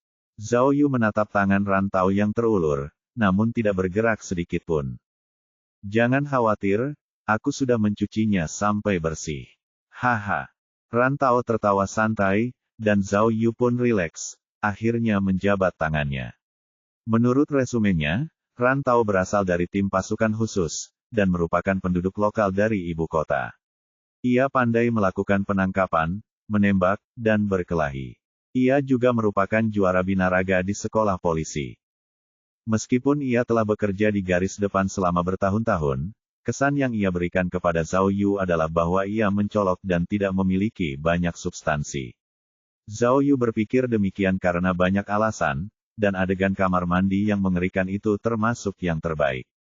Namun, Zhao Yu tidak serta-merta menentang Rantao. Lagi pula, Zhao Yu jauh lebih gila di kehidupan sebelumnya. Jadi kegagalan di kamar mandi itu hanyalah permainan anak-anak baginya. Permisi, apakah Anda ketua tim Zhao Yu? Seorang pria, yang tampak agak malu-malu, maju ke depan. Saya salah satu anggota tim Anda. Nama saya Zheng Ke, dan saya ditugaskan untuk mengumpulkan informasi. Zhao Yu menatapnya, dan langsung berpikir bahwa anak laki-laki itu masih terlalu muda. Dia tampak seperti anak SMA. Ditambah lagi, dia bersih dan berkulit putih. Kalau saja tidak ada jakun yang jelas-jelas ada di lehernya, dia pasti mengira dia seorang gadis. Namun, di resumenya, tertulis dengan jelas bahwa Zheng Ke adalah lulusan terbaik dari sekolah polisi. Karena ia dipilih untuk kelompok investigasi khusus, ia pasti luar biasa dalam beberapa hal. Setelah semua perkenalan dilakukan di antara kelompok kecil itu, Zhao Yu kembali melihat resume. Tinggal psikolog forensik yang akan datang. Karena kelompok yang dipimpin Zhao Yu akan difokuskan pada kasus-kasus nasional tingkat 1 yang tertunda, pentingnya psikolog forensik jelas tinggi. Wu Xiumin. Zhao Yu melihat bahwa psikolog yang ditugaskan dalam tim mereka bernama Wu Xiumin. Menurut informasi yang diberikan, dia adalah seorang wanita yang 5 tahun lebih tua darinya. Dia telah lulus dari sebuah lembaga pendidikan tinggi, dan telah melakukan pekerjaan kriminologi di kantor polisi sejak saat itu. Maaf, saya terlambat. Saat Zhao Yu meletakkan resumenya, dia melihat seorang wanita berpakaian kuning tiba-tiba muncul di hadapannya. Wanita itu tidak pendek sama sekali, tetapi masih mengenakan sepatu hak tinggi. Dia memiliki rambut hitam panjang dan fitur wajah yang halus. Namun, tepat pada saat itu, ia melihat ke bawah dan menyadari ada bercak tanah di seluruh bajunya, yang juga sobek dan robek. Selain itu, tumit sepatu kirinya juga patah, sehingga ia berjalan pincang.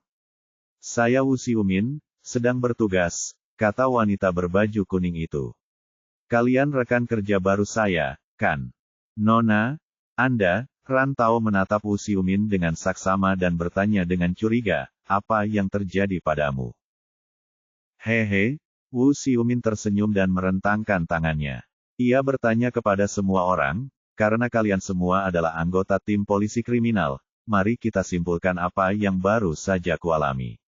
Mari kita lihat siapa yang bisa menjawab dengan benar. Wah, ide yang menarik sekali. Ran Tao berjalan mengitari Wu Xiumin dan berkata, biar ku tebak, kau menjatuhkan nasi ke tubuhmu saat makan di kantin. Tidak, ini bercak tanah. Sela Zengke menganalisis masalah itu dengan serius. Di sekolah, hanya bagian tempat mereka memperbaiki halaman yang berlumpur. Jadi, Kak, itu pasti berarti kamu jatuh di sana. Tebakan yang bagus. Wu Xiumin tersenyum tipis, lalu bertanya pada Zhao Yu, bagaimana denganmu? Zhao Yu mendengus dan menyilangkan tangannya di depan dada. Ia lalu mendesah. Kupikir psikolog adalah orang-orang yang berakal sehat, yang tidak akan pernah memulai pertengkaran. Apa maksudmu? Wu Xiumin tercengang, dan semua orang penasaran, bertanya-tanya apa maksudnya.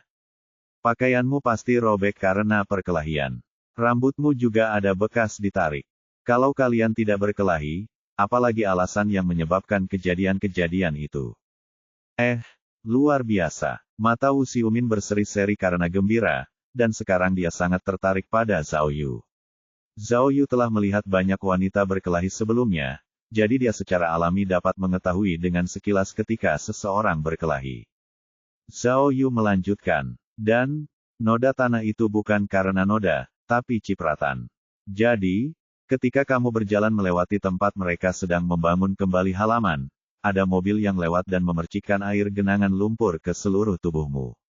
Lalu, kamu berkelahi dengan pengemudi itu. Pengemudi itu juga seorang wanita, dan aku rasa dia dikalahkan olehmu.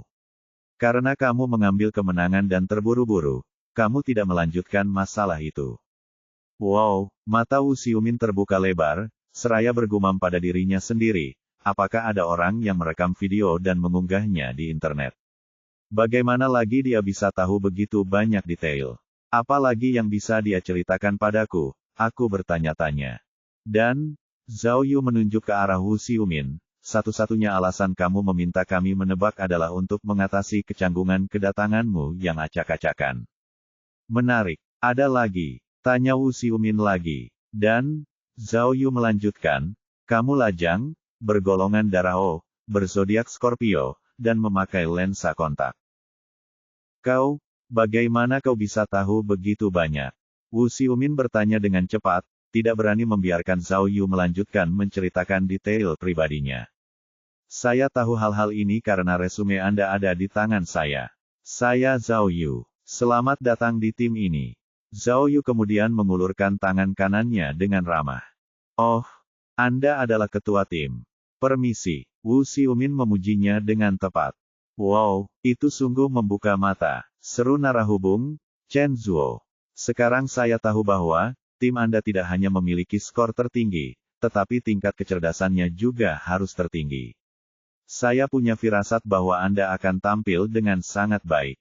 Itu sangat menarik, kata Zengke kepada Wu Xiumin. Ketua tim menjawab pertanyaanmu dengan benar. Sebagai seorang psikolog, apakah kamu akan melancarkan serangan balik dan menganalisis Tuan Ketua Tim? Kamu sedang memikirkan bagaimana keadaan di film-film Hollywood, adik kecil. Kami para psikolog bukanlah pembaca pikiran. Selain itu, kami juga tidak sekejam atau sekonyol yang digambarkan dalam film. Wu Xiumin terkekeh dan berkata. Kemudian, Wu Xiumin menatap Zhao Yu dengan serius dan berkata, baiklah, aku sangat yakin tentang satu hal.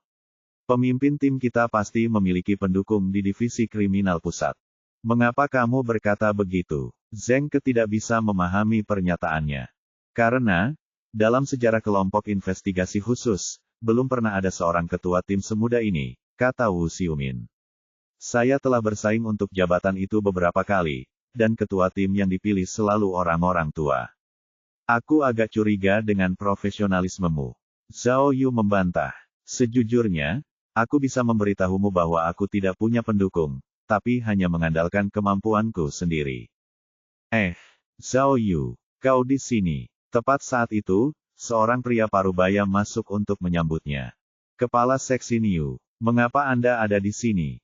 Chen Zuo segera menyapa pendatang baru itu.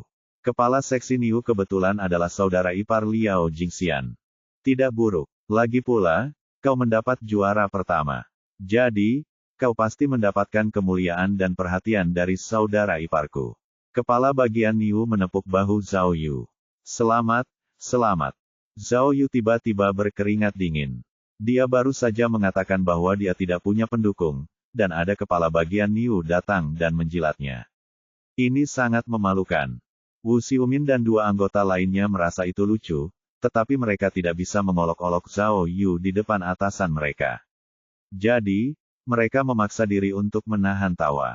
Namun, Zhao Yu harus bersikap sangat tenang.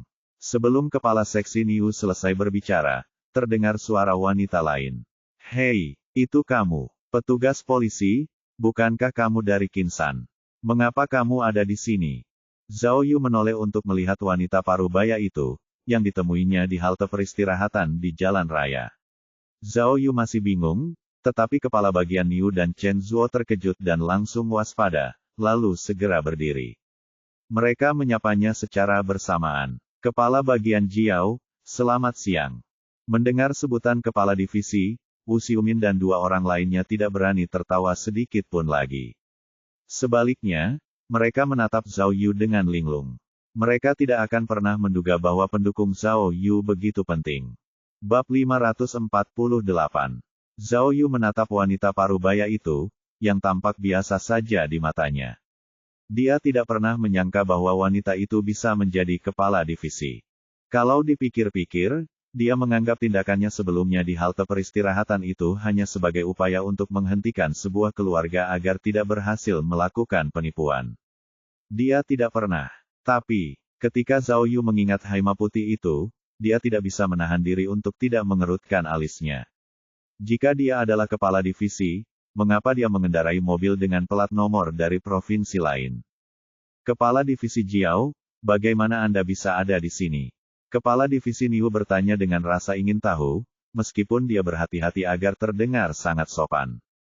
Kepala divisi menghela napas berat, saya baru saja mendapat pemberitahuan bahwa kepala biasa, yang ditugaskan di sektor ini, mengalami kecelakaan kecil dan tidak dapat menjalankan tugasnya. Jadi, saya tidak punya pilihan selain mengambil alih. Hehe. Zhao Yu tiba-tiba memahami seluruh situasi lebih dari siapapun.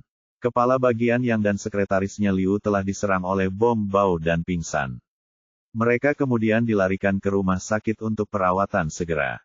Zhao Yu, benar. Kepala divisi Jiao berbalik dan tersenyum pada Zhao Yu.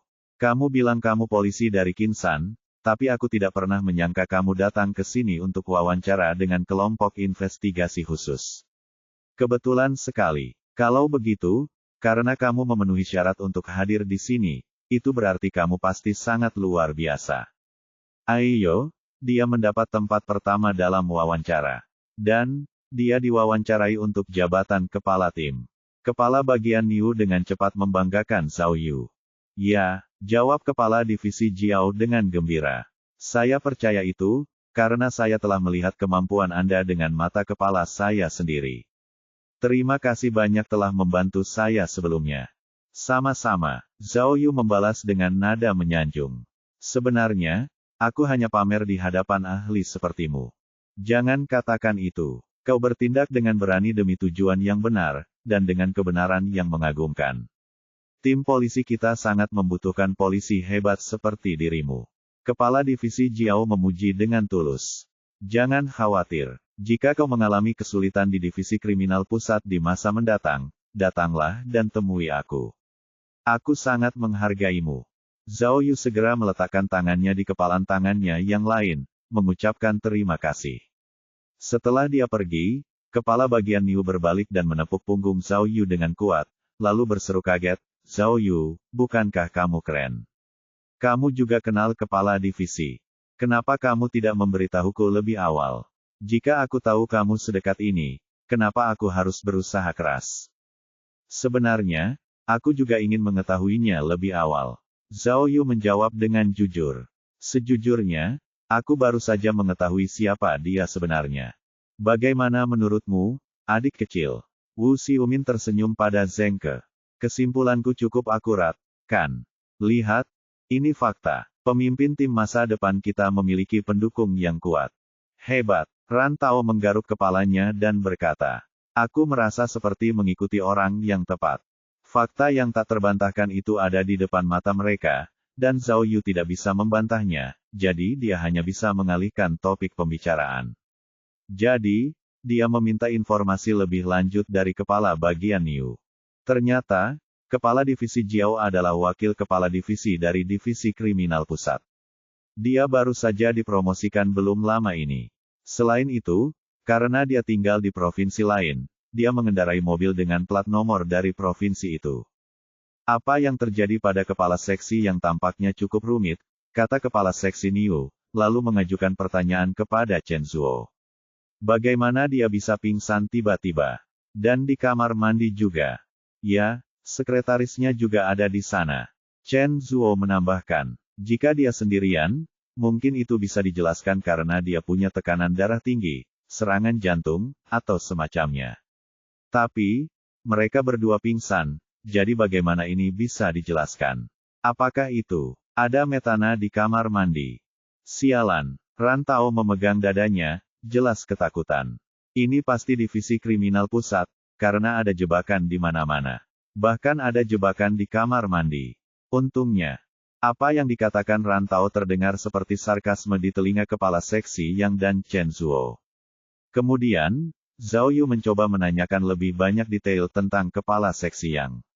Zhao Yu merasa bahwa kepala seksi Yang telah mencoba untuk mengecualikannya, memanggilnya dengan namanya dengan sangat tepat, tetapi, alasan di balik tindakannya itu tampaknya tidak sesederhana upayanya untuk mengurus para detektif tua itu. Setelah memikirkannya lebih lanjut, Zhao Yu samar-samar dapat mencium bau rencana jahat. Dia merasa sepertinya ada rahasia yang menyangkut kepala bagian Yang. Tentu saja, kepala seksi Niu tidak tahu apa-apa. Oleh karena itu, Zhao Yu merasa bahwa ia harus mencari tahu lebih banyak tentang kepala seksi Yang, begitu ia memiliki kesempatan di masa depan. Setelah membentuk tim, para petinggi dari setiap departemen tiba dan rapat perdana kelompok investigasi khusus akan segera dimulai. Awalnya, Zhao Yu berpikir untuk melaporkan perlakuan tidak adil yang diterimanya selama wawancara kepada kepala divisi Jiao. Karena ada rekaman video saat wawancara, begitu Zhao Yu mengeluh, dia pasti akan menimbulkan kegaduhan yang cukup besar, yang akan menyebabkan ketiga pemeriksa mendapat banyak masalah. Namun, dia berubah pikiran, karena sekarang dia berpikir bahwa orang yang benar-benar ingin menjebaknya adalah kepala bagian Yang.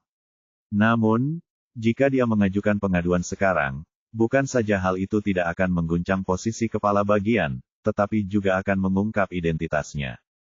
Terlebih lagi, meskipun ketiga penguji itu dihasut oleh orang jahat ini, mereka telah menyadari hati nurani mereka pada saat-saat terakhir yang krusial, dan akhirnya memberinya tempat pertama. Itu setidaknya menandakan bahwa mereka memiliki hati nurani moral. Karena dia dapat bergabung dengan kelompok investigasi khusus sesuai keinginannya, utang-utang itu dapat diselesaikan nanti. Zhao Yu memperkirakan bahwa tidak akan lama lagi seluruh divisi kriminal pusat akan mengetahui bahwa hubungannya dengan kepala divisi Jiao tidak biasa. Jadi, sampai kepala seksi Yang bangun, dia pasti tidak akan berani melakukan trik jahat padanya. Tak lama kemudian, rapat pun dimulai. Meski tingkatannya tinggi, pada dasarnya rapat itu hanya formalitas belaka. Mereka terlebih dahulu menyampaikan pidato sambutan, yang menekankan pentingnya pembentukan kelompok investigasi khusus. Kemudian, pidato dari para petinggi dan perwakilan, dan seterusnya. Setelah semua formalitas selesai dan semua petinggi sudah pulang, bagian terpenting dari rapat akhirnya tiba.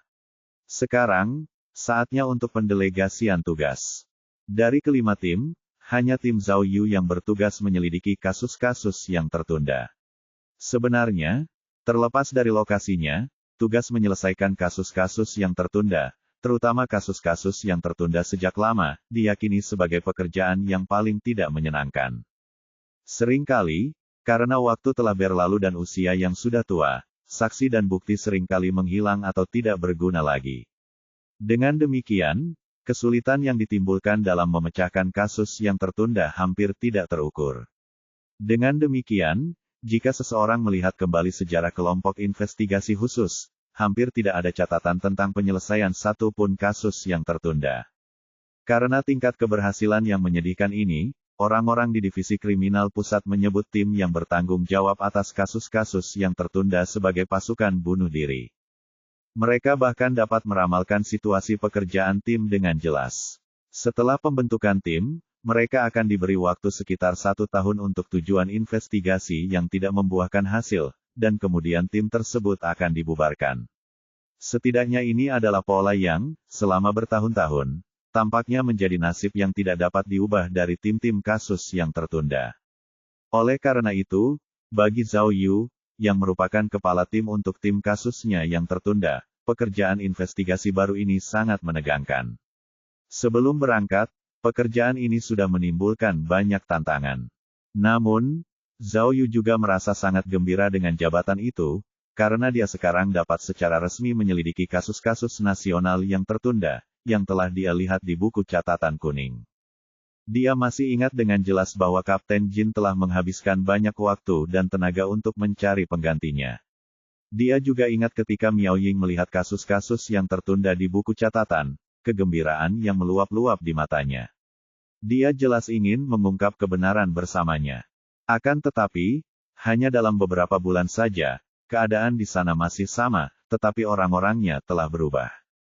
Oleh karena itu, Zhao Yu memutuskan bahwa ia hanya dapat membawa tasnya sendiri dan melangkahkan kaki di depan yang lain dalam perjalanan baru ini, sepenuhnya sendirian. Miao Ying, jangan khawatir. Zhao Yu berbicara pada dirinya sendiri. Tidak peduli seberapa sulit masa depan, aku pasti akan menemukan kebenarannya. Aku akan mengingat kata-katamu dan menjadi Sherlock Holmes. Bab 549. Jinan adalah distrik yang terletak di tengah provinsi besar. Distrik ini memiliki populasi besar, sumber daya alam yang melimpah, dan PDB-nya selalu termasuk yang teratas secara nasional. Jingbian adalah kota besar di Tenggara Jinan. Meskipun bukan ibu kota provinsi, terlepas dari luas wilayah populasi dan tingkat perkembangan ekonominya, kota ini berada di atas standar ibu kota provinsi. 24 tahun yang lalu, kasus mayat wanita tanpa kepala pertama terjadi di kota ini. Suatu pagi yang lembab, seorang lelaki tua sedang memancing di danau, tetapi ia menyelinap ke hutan di tepi danau untuk buang air. Namun, ia melihat pemandangan yang mengerikan, saat ia sedang buang air kecil di bawah pohon pinus. Ia melihat mayat perempuan tanpa kepala. Menurut laporan polisi, mayat itu dalam keadaan telanjang, dan berpose sambil bersandar di pohon pinus. Meskipun tidak memiliki kepala, mayat itu tetap terlihat sangat hidup dan menyeramkan. Namun, itu hanyalah awal dari segalanya. Selama 5 tahun sejak penemuan awal itu, tempat-tempat di dekat Jingbian, seperti Linfu dan Leping, juga mulai muncul kasus mayat wanita tanpa kepala, satu demi satu. Oleh karena itu, berita tentang kasus berantai ini menggemparkan negara. Faktanya, total 6 mayat ditemukan dalam kurun waktu 5 tahun itu. Serangkaian kejahatan besar seperti itu tentu saja menarik perhatian para petinggi. Jadi, mereka mengirim satuan tugas yang besar, beserta banyak sumber daya material untuk menyelidiki masalah tersebut. Namun, bahkan setelah beberapa tahun, mereka tetap tidak pernah menemukan pembunuhnya. Oleh karena itu, kasus tersebut menjadi kasus yang tertunda. Kemudian, ketika Jin Zhenbang menjadi penyidik khusus pusat, ia mulai memahami kasus tersebut. Menurut catatan di buku catatan kuning, Jin Zhengang telah mencari titik balik dalam kasus tersebut antara tahun 2003 dan 2005. Sayangnya, ia tidak pernah dapat menyelesaikannya. Kegagalan ini sebenarnya menjadi salah satu penyesalan terbesarnya.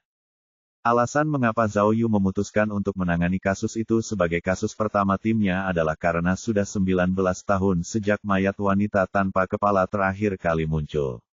Sejak tahun 1998, belum pernah ada kasus mayat wanita tanpa kepala yang serupa.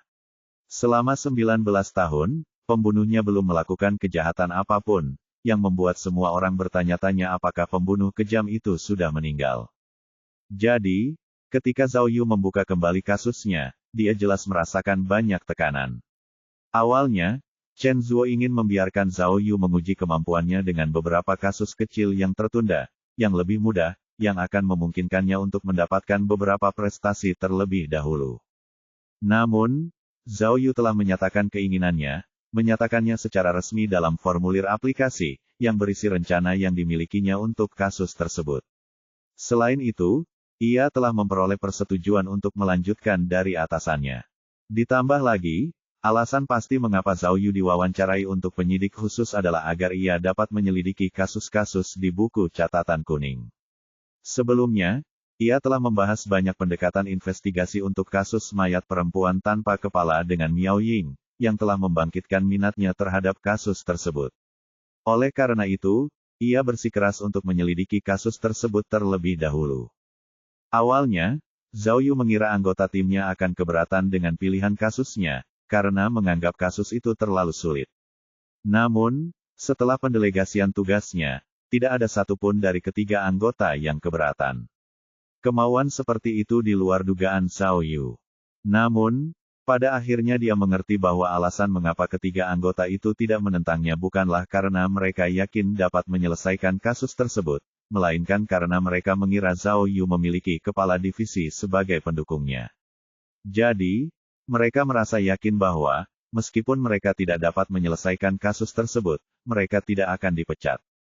Jadi, di antara anggota timnya yang sangat berbeda satu sama lain dan kasus mayat wanita tanpa kepala yang hampir mustahil, masa depan tetap sangat tidak diketahui oleh Zhao Yu.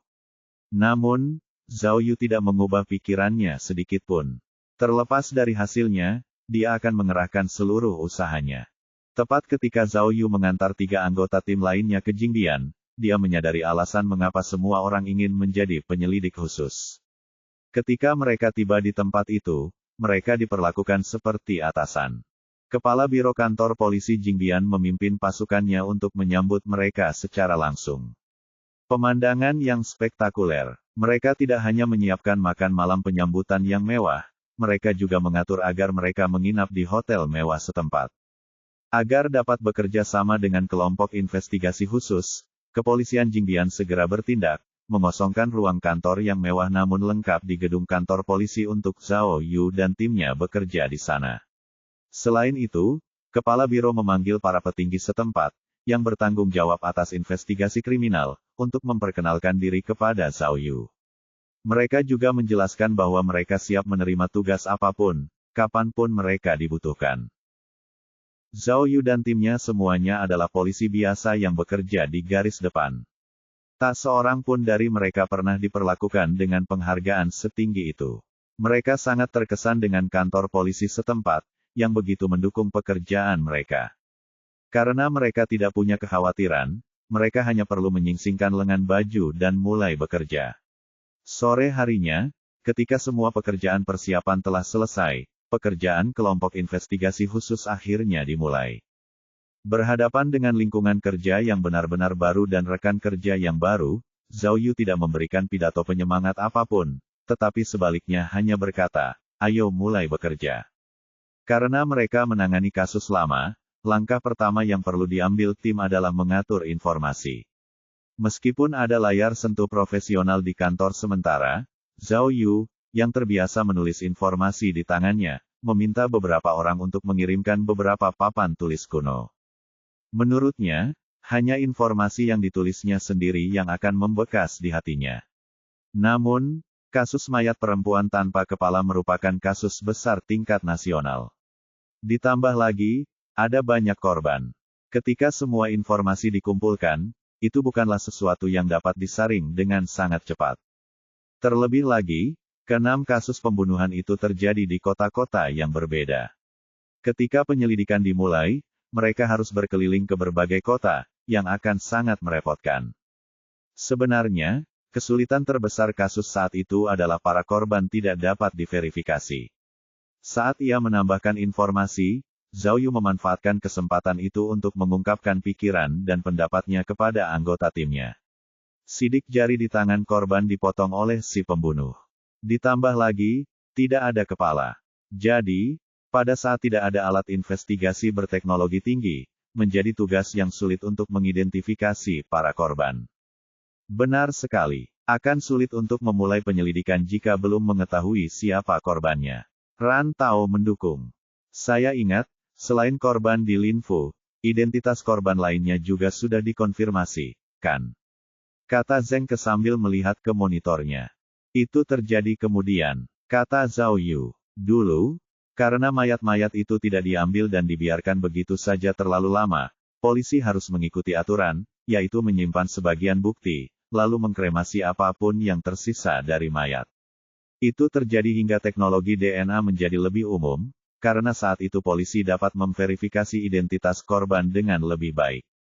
Sudah terlambat. Ran Tao menatap papan tulis dan menggelengkan kepalanya.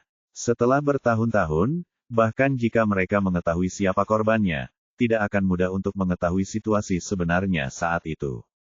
Pembunuhnya sangat licik. Dia tidak hanya licik, dia juga pemberani. Zhao Yu menunjuk papan tulis dan berkata, lihat, ketika mereka mengesahkan identitas para korban, polisi terkejut karena para korban bukanlah orang-orang dari lokasi kasus. Mereka tidak tinggal di sana, juga tidak bekerja di sana. Itu berarti pembunuhnya menculik mereka, lalu memindahkan mereka ke tempat kejadian perkara dari kota-kota lain. Hebat sekali. Ran Tao menepuk pahanya. Kalau begitu, polisi akan semakin sulit mencari tahu identitas korban. Siapa sangka orang yang hilang bisa meninggal di kota lain yang tidak ada hubungannya dengan mereka. Pembunuhnya, aku benar-benar ingin tahu siapa dia, hanya untuk melihat orang macam apa yang bisa begitu licik. Bab 550. Sifu, kamu sangat tidak tulus, Su Jinmei menanyainya melalui telepon. Aku baru saja mulai belajar darimu, lalu kamu pergi untuk menjadi penyelidik khusus. Kamu mempermalukan muridmu. Saat itu sudah pukul 11 malam. Zhao Yu hendak pergi tidur di hotel ketika muridnya memanggilnya. Hehe, Zhao Yu hanya bisa berpura-pura bodoh dan menertawakannya. Aku tidak pernah menyangka ini akan terjadi begitu tiba-tiba. Aku melamar, dan berhasil mengikuti wawancara pada percobaan pertamaku. Aku bahkan menjadi ketua tim. Gila sekali, ya. Teruslah menggodaku. Su Jinmei menegurnya. Saat aku mengambil cuti, aku akan datang mencarimu. Kalau begitu aku akan berurusan denganmu. Jangan gila. Zhao Yu tercengang olehnya. Aku di sini untuk bekerja, bukan untuk bersenang-senang. Aku tidak peduli. Kamu adalah guruku, jadi kamu wajib mengajariku. Kamu tidak bisa begitu saja meninggalkanku. Gadis itu bersikap manja, lalu dia menjadi penasaran. Guru, kasus macam apa yang sedang kamu selidiki? Cepat, beritahu aku. Apakah kamu sudah memecahkan kasusnya? Belum, jawab Zhao Yu. Kami baru saja memulainya. Kalau begitu, cepatlah dan katakan padaku, kasus macam apa ini? Pasti rumit sekali. Aku sangat bersemangat. Tok tok tok. Ding dong. Zhao Yu masih menelepon, tetapi seseorang mengetuk pintunya. Sepertinya orang itu sedang terburu-buru. Orang itu mengetuk dan bahkan membunyikan bel pintu juga. Siapa itu? Aku datang. Zhao Yu pergi membuka pintu, sementara dia memberitahu Su Jinmei melalui telepon. Baiklah, itu saja. Aku harus bekerja sekarang. Aku akan segera bicara denganmu. Bohong banget. Sekarang sudah tengah malam, jadi kenapa kamu harus bekerja sampai larut malam? Aku yakin itu wanita. Tanpa membiarkan Su Jinmei menyelesaikan kalimatnya, Zhao Yu segera menutup telepon, lalu menutup pintu. Dan, sialnya, Su Jinmei benar. Benar-benar ada seorang wanita berdiri di luar pintu. Dia adalah psikolog forensik, Wu Xiumin. Ketua tim, cepatlah. Wu Xiumin melihat Zhao Yu membuka pintu dan langsung berteriak. Matanya terbelalak, tolong tangani Ran Tao itu. Orang macam apa dia? Sejak makan malam, dia terus menggangguku. Dia terus meneleponku dan menceritakan lelucon cabul. Dia bahkan mengetuk pintu kamarku. Tolong laporkan dia ke atasan, agar mereka memecatnya. Bajingan. Zhao Yu mendengar ini dan melontarkan kata-kata itu dengan marah. Sekarang Ran Tao ini sudah keterlaluan. Kaku, jangan khawatir, aku pandai menghadapi orang-orang seperti ini. Benarkah? Wu Xiumin sangat gembira, lalu dengan cepat bertanya, bagaimana? Sederhana saja, Zhao Yu mengumumkan, malam ini, kau tinggallah di sini bersamaku. Kalau begitu, aku jamin Ran Tao tidak akan berani mengganggumu lagi. Wu Xiumin tampak terkejut. Kau, ide macam apa ini? Bagaimana aku bisa tinggal di kamarmu? Bagaimana jika kau melakukan sesuatu padaku? Saat dia berbicara, Wu Xiumin menarik pakaiannya tanpa sadar. Itu lebih baik. Selama kita berguling-guling di spray bersama, Rantau tidak akan berani melakukan apapun padamu. Zhao Yu mengangkat alisnya dan mengedipkan mata pada Wu Xiumin. Bukankah ideku bagus? Kau, Wu Xiumin melotot marah padanya. Ya Tuhan, kejahatan apa yang telah kulakukan di kehidupan sebelumnya hingga harus menerima ini? Dia meratap tak percaya dengan keadaannya. Ini kesempatan yang tidak boleh dilewatkan. Aku mau mandi. Mau ikut denganku? Kata Zhao Yu, kata-katanya menyinggung sesuatu yang mesum, membuat Wu Xiumin takut. Zhao Yu lalu tersenyum jahat dan berpikir dalam hati, aku adalah seorang pemimpin tim, bukan seorang pengasuh.